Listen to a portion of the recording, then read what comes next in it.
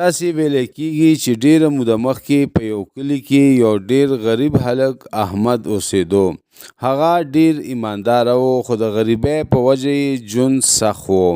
د خپلې مور د ډوډۍ پیدا کولو دپاره به یې مزدوري کوله. یوه ورځ احمد د بازار په لار باندې روان و چې ناڅاپه یې د سړک په غاړه یوه بټوه پیدا کړه.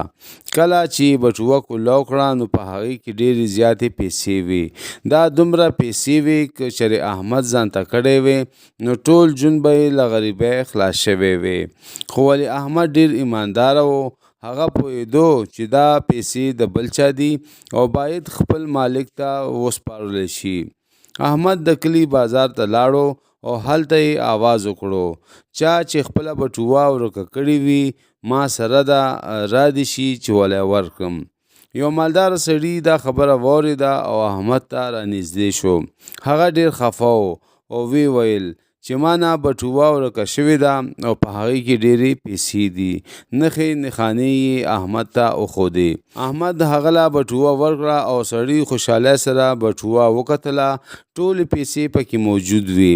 هغه حیران شو چې احمد پخپله ډېر غریب و، څنګه دومره ایماندارۍ نه یې کار واخیستو.